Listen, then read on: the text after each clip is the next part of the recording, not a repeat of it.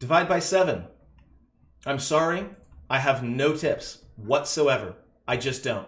There aren't any nice divisibility tricks that I know of.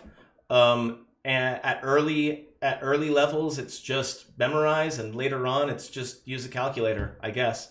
I happen to know that 21 divided by 7 is 3, but that's really just memorization.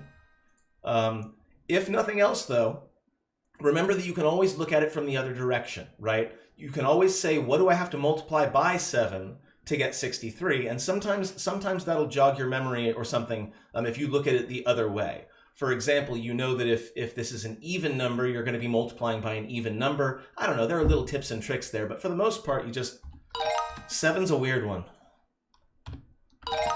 49 divided by 7 is 7. 70 divided by 7 is 10. 28 divided by 7 is 4. 56 divided by 7 is 8. Like, even I am second guessing myself when dealing with 7 because it's tricky. It's tricksy. Okay. That's dividing by 7. Dividing by 8, again, as much as I wish I had another way of doing this, when I divide by 8, I divide by 2, divide by 2, divide by 2. Unless it's something that I know, like this very, very easy one right here. But in general, if you're dividing by 8, if you cut it in half 3 times, you have effectively, no, not effectively, you have literally divided by 8. So that's kind of my recommendation there. But beyond that, we're just going to run through this. I don't know any really good divisibility tricks for 8. I did skip the one for 4, but that's fine. I'll do that another time. I'll do a whole video on just how to recognize divisibility. It's really, really useful later on when we start talking about like finding common factors and stuff. 48 divided by 8 is 6. 80 divided by 8 is 10. 32 divided by 8 is 4. 16 divided by 8 is 2.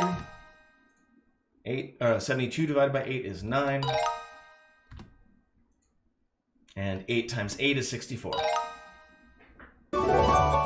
That's divide by 8.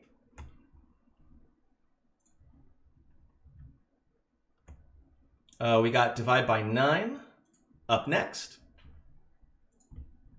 And again, I mean, dividing by 9, all I can say is divide by 3, divide by 3. But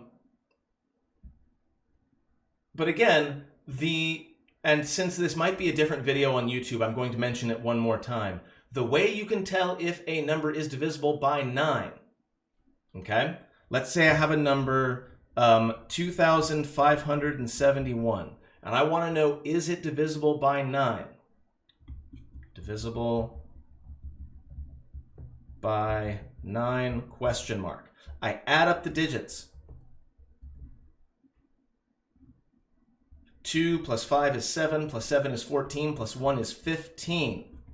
That is not a multiple of 9. And in fact, if I take it down further, 1 plus 5 is 6. It is not divisible by 9. It is divisible by 6, or by 3, right? It is divisible by 3 because it does break down digit-wise into a number that's divisible by 3, but not by 9. So that's kind of the trick there. As far as division goes, there's a lot of memorization here, but actually 9 should be a nice easy one once you get down that digits adding up to 9 thing, because like I see 36 and I divide it by 9, I automatically know that it's 4, because just like I think I mentioned before, when I multiply by 9, if I do, for example, 4 times 9, I said that because of my knowledge of the pattern of 9s, I can just subtract 1 from the 4 to get 3, and then know that the second digit is going to be whatever adds up to 9. That is a product of my knowledge of the patterns of how multiples of 9 work. You can do the same thing here. I see it's 36 divided by 9. I know that all I have to do is take the first number and raise it by 1 And that's it. Once I know that it's a multiple of 9, and it's this early on in the multiples, just take that tens digit, raise it up to the next one, and you're done. So in this case, that'll be 36, and that should make the rest of these really easy. That'll be 10. And again, just taking the first digit 8, adding 1 to it, making 9. So long as you understand why the shortcut works, and that is so important. That is so important. So long as you know why the shortcut works, then you should feel free to use shortcuts. But you have to be able to explain your process if necessary. That's all that really matters. 72 divided by 9 is 8. 54 divided by 9 is 6. 45 divided by 5, or by 9 is 5. 2, 3, and that's that.